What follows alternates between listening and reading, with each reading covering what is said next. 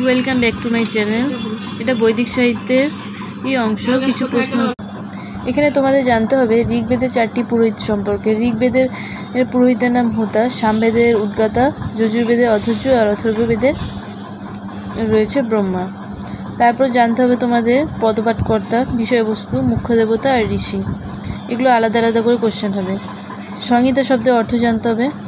ব্রাহ্মণকে শেষে ব্রাহ্মণ শব্দ, এই শ্লোকটা সম্পর্কে জানতে হবে। তারপর অরণ্যক। তারপর উপনিষদ শব্দটি প্রত্যয় করলে কি হয় সেটা জানতে হবে। উপশব্দটির অর্থ কি, সমীপ বা সত্তর। নি শব্দটির অর্থ কি, নিশ্চয়ই। সৎ ধাতু থেকে উৎপন্ন হয়েছে এটা জানতে হবে।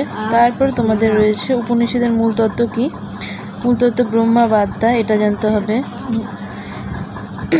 যেগুলো মার্ক করা আছে তোমরা সেগুলো একটু দেখে নাও। Bye bye. যদি চ্যানেলটি তোমাদের ভালো লাগে তাহলে সাবস্ক্রাইব করে দিও।